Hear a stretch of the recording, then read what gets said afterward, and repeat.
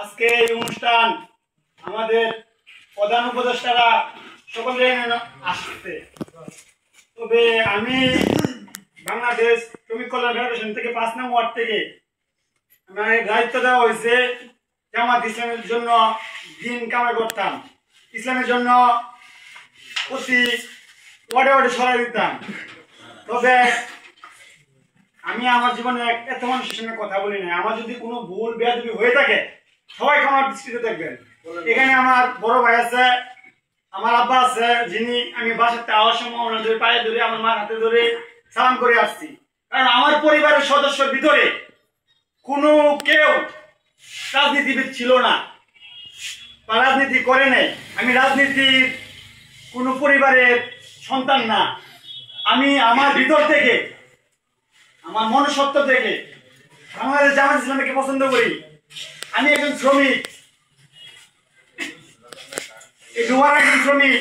আমার অন্যান্য ভাইয়ানচারি যারা আছে এরশাদ বাজার থেকে, কলসিন্দুর থেকে, চাউরাবাড়ি থেকে, মুন্সিয়ার থেকে এবং আমাদের এমপি বাড়ির মাহফুজুর রহমান মুক্তাস ভাইয়ের কাছের মানুষগুলো এখানে আসছে। আমি সবাই শ্রমিক, সবাই অটো চালাই।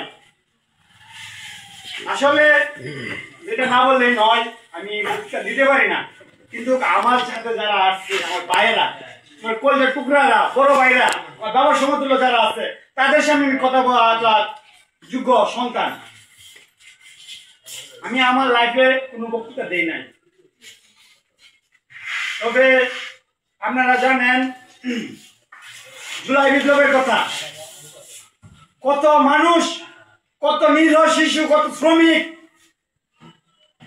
কত সন্তান যে মার বুক খালি হয়েছে। যারা সোশ্যাল মিডিয়ায় দেখছেন, দেখলে আসলে কান্না আসে এগুলো লাগে। আপনারা জানেন বাংলাদেশ স্বৈরাচারী হাসিনা পতন হওয়ার পরে দেশটাকে লুটপাট করে গেছে কিছু লোক। আমি মেসে খুঁজা দেই না, খুঁজা দিলে আগুন জ্বলে, আমি খুঁজা দিব না কাউকে। বাংলাদেশ শ্রমিক কল্যাণ ফেডারেশন থেকে আমার যারা শ্রমিক আছে বা যারা বাংলাদেশ জামাত ইসলাম আছে, তারা কোনো লুটপাট করে নাই। 5 আগস্ট কি কোন শ্রমিক ভাইরা লুটপাট করে নাই? জামাত ইসলাম, জামাত ইসলাম একটা নেই নিজস্ব আদর্শবান একটা শক্তিশালী সংগঠন। আপনারা জানেন আমাদের প্রধান আমির সাহেব ডাক্তার শফিকুল রহমান ডিসেম্বর মাসে তারা আমির সাহেবের মানে একটা নির্বাচন হবে, একজন দায়িত্বশীল হবে। আমি ইউটিউব সোশ্যাল মিডিয়া দেখি, ওনাকে খুব ভালো লাগে। আমি জামাত ইসলামের ভক্ত, আমি আমার শ্রমিক ভাইদের ভক্ত। আমি নিজে অটো চালাই। আমার জন্য তাই অনেক দূর দূরান্ত একদিনের দেখে আমাদের মানুষ আছে, সবাই ফ্যামিলি আছে, সবাই তাদের ফ্যামিলির সাথে জামাত ইসলাম নিয়ে দাঁড়িপাল্লার প্রতীকে ভোট চাবে।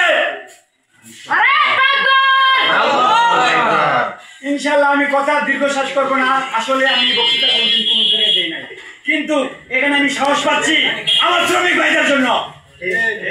আমার শ্রমিক আছে, বাংলাদেশ শ্রমিক কল্যাণ ফেডারেশন আছে।